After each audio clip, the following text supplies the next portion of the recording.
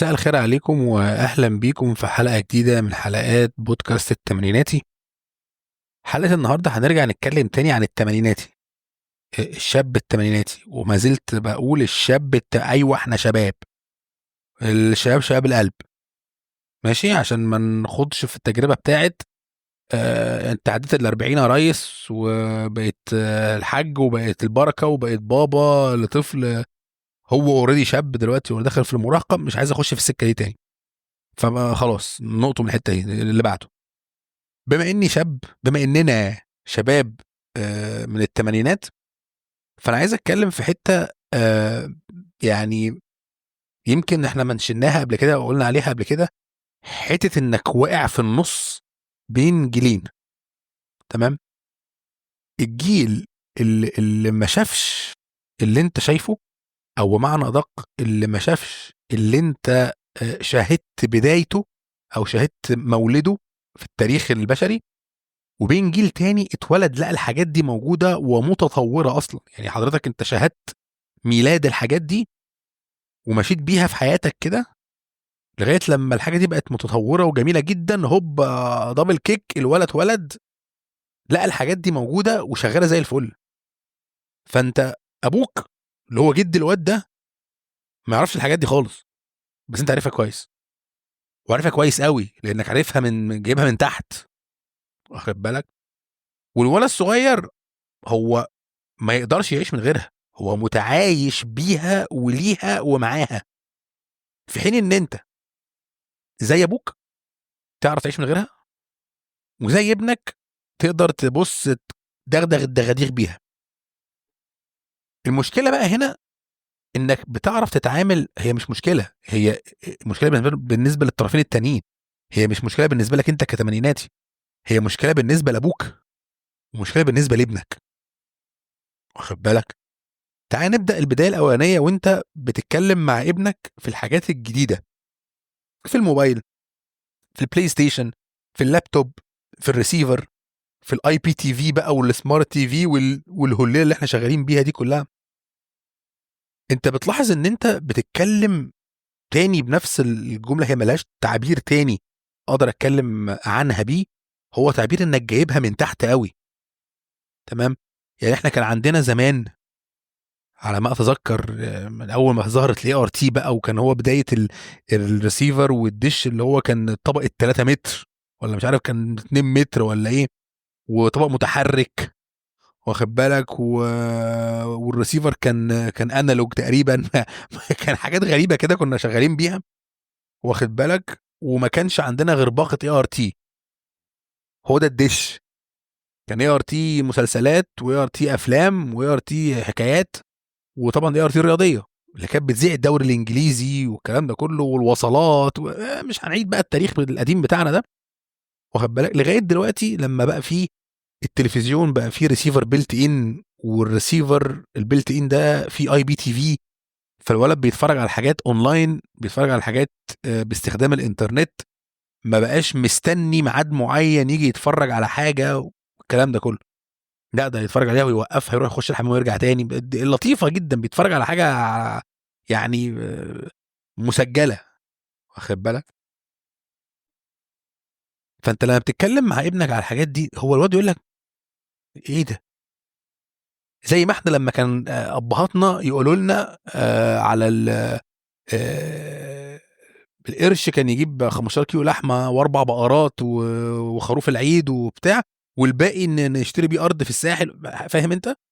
زي ما ابوك ما كان برضه بيحس كده ان جده بينخع عليه، وزي ما جدك كان بيحس ان جد ابوك بينخع عليه. فاهم انت الحته دي؟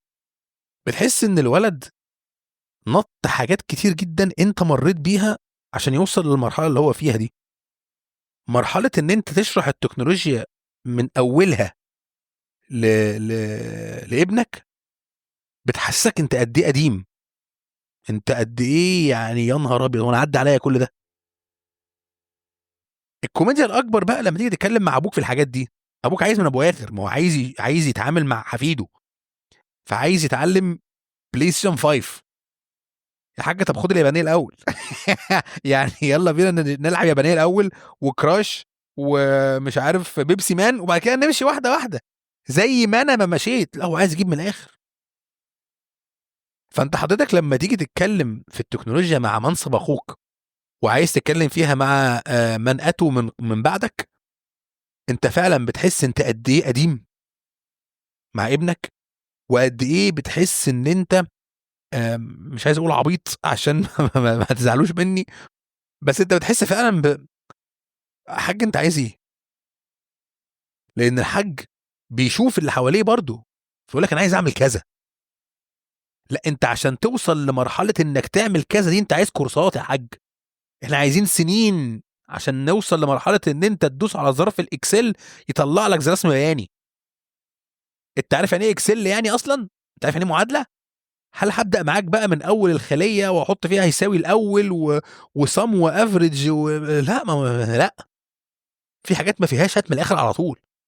ما تبصش للفصل الصغير ده اللي ماسك التليفون ولا ماسك اللابتوب وعمال ايده عماله تلعب كده ويقوم مطلع لك برنامج ولا يطلع لعبه. هو متعلم برمجه من وهو صغير، هو اتولد لقاها. الحاجات دي انا في لغات برمجه اتولدت بعديه ب 10 15 سنه. انت بقى يا حاج اللي ما تعرفش يعني ايه برمجه، يا اللي ما تعرفش، انت اخرك سوليتير واخرك شويه فيسبوك على الموبايل كمان، ولو فتحته لك على البي سي ولا على الكمبيوتر هتحتاس. والله مش اهانه ولا اساءه، هي ده التطور الطبيعي. فانا اشرح التكنولوجيا ازاي؟ انا كتمانيناتي لو حد طلب مني من عيالي آه بابا هو الموبايل مش شغال ليه، هو مش عارف كذا، مش عارف افتح كذا، بابا مش عارف ايه انا علشان تاني وتالت ورابع جايبها من تحت، هخش هدوس على زرار ولا هغير معادله ولا هظبط حاجه، هدوس انتر دي هتشتغل، والواد هيقول لي ايه شكرا وخلاص. تمام. لكن لما اروح للحاج ويقول لي انا عايز اعمل كذا واعمله له ابويا قرة عيني، هعمل له اللي هو عايزه على رقبتي، اول ما عملها يقول لي اتعملت ازاي؟ لا لا لغايه هنا هنزعل من بعض يا حاج. يعني بص ما انا اعملها لك يا سيب شغلي اسبوعين ثلاثه واقعد جنبك اشرح لك بقى التطور الطبيعي بتاعها لغايه لما نوصل لمرحله اللي عملتها ازاي. وتاني والله ما قصدي بالموضوع ده اساءه ولا اهانه ولا اي حاجه، الموضوع طبيعي يا جماعه. الراجل ما شافش الحاجات دي، هو شاف تاثيرها. ممكن شاف فيديو على الفيسبوك مثلا بيقول ايه كيف تصنع جداول بمنتهى السهوله، الولد بيقول لك الجدول واعمل كونديشنال فورماتنج واعمل هايلايت على مش عارف ايه ودوس اطلع على قائمه كذا، هات دوس على كذا كذا كذا كذا واختار كذا كذا دوس انتر هيطلع لك رسم بياني. كل كلمه الواد بيقولها دي ليها شرح. يعني هو المفروض ان الولد ده بيكلم ناس عندهم بيسموها بالانجلش كده البير مينيمم، الحد الادنى من المعرفه في الاكسل عشان تفهم اللي انا بقوله. لكن مش معنى ان هو بيقول لك ان الموضوع سهل ان هو فعلا سهل، لا هو مش سهل. مش سهل لحالتك، مش سهل لوضعك، واخد بالك؟ والله تاني وتالت وعاشر عشان برضو الموضوع يبقى واضح، هي ما لهاش علاقه خالص يا عم انت كبير يا عم اركن على جنب ولا لا خالص. والله في ناس كبار مخهم يوزن بلد اكتر مننا، بس ما عندهمش المعرفه دي. هو مش عيب انه يكون في حاجه مش عارفها، ما احنا بشر لسنا يعني كلي القدره. يعني القدره عندنا مش كليه، مش عارفين ان احنا يعني عارفين كل حاجه، لا مفيش.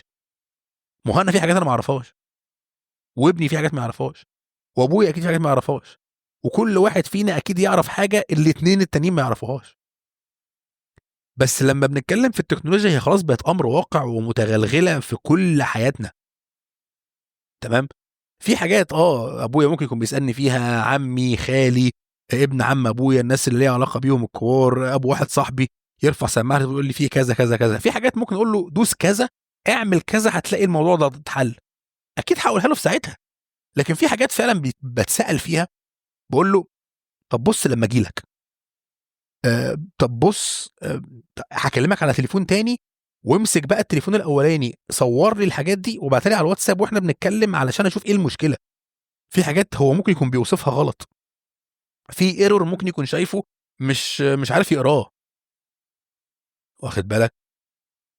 ففي الحاله دي انا هعمل ايه؟ انا بقى كتمانيناتي دلوقتي انا واقف في النص اهو، انا عارف كل حاجه، عارف الانالوج والديجيتال، عارف القديم والجديد ووصل من القديم للجديد ازاي وتطوراته. انا هتعامل ازاي بقى؟ انت عارف انت نفس ال الميم او النكته اللي بتتقال على الفيسبوك وبتدور كده، بيقول لك من اسوأ الحاجات في الدنيا ان هو يعتبر بما انك مهندس كمبيوتر، او بما انك مهندس، او بما انك شغال اي تي، فانت بتعرف تصلح لابتوبات، بتعرف تصلح بي سيهات، بتعرف تصلح خلاط، تعرف تنزل ويندوز، تعرف ترد الحبيب رد الحبيب ورد المطلقه، قلب الحبيب ورد المطلقه والشيخه مش عارف مين. لا لا، انا قدراتي ليست كليه.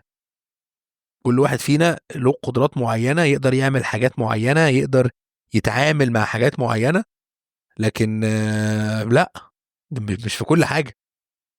فرجاء كده لابهاتنا، ما اعتقدش ان في حد من ابهاتنا بيسمع البودكاست ده، بس انتوا انقلوا لهم المشاعر دي. ما تحسسناش ان احنا مقصرين معاك يا حاج والنبي، الله يبارك لك.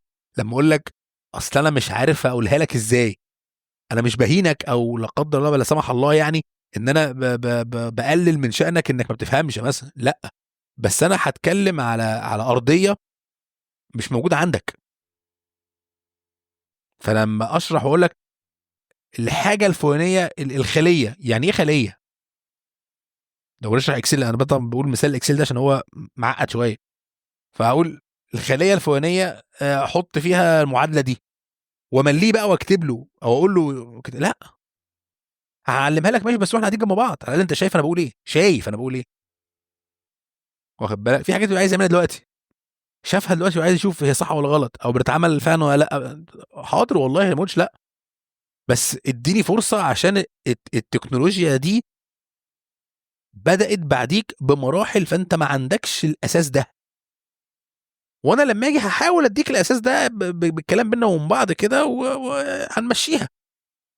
لكن تقول لي اعمل لي معادله ولا خلص لي حاجه في الاكسل علشان احط فيها مش عارف ايه فيطلع لي رسم بياني لونه كذا في الاحمر والازرق بيطلع كذا وكذا، زي ما الراجل على الفيسبوك قالها، هقول لك ايه طيب؟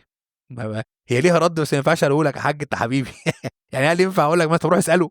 ما يصحش، ما تزنونيش. فالولد ابن الكلب ابني، انا ممكن اتعامل معاه واقول له خش يقعد جوه ذاكر ومش مهم، ما اقدرش اعملها معاك يا حاج، انت على راسي من فوق. فنمشي الدنيا كده حلو، عشان ايه؟ ما نزعلش من بعضينا وربنا ما يجيب زعل. ماشي. انا والله محشور بينكم انتوا الاثنين، فما تزنقونيش بقى، يعني خليني قاعد محشور كده، ما تضغطوش عليا عشان ما ابظش، ولو بظيت جامد قوي ممكن افرقع، فبلاش. ماشي يا حجيجة، ماشي. حلقتنا النهارده خلصت، واتمنى تكون حلوه كده وعجبتكم، واشوفكم الحلقه الجايه ان شاء الله. حلوين. سلام.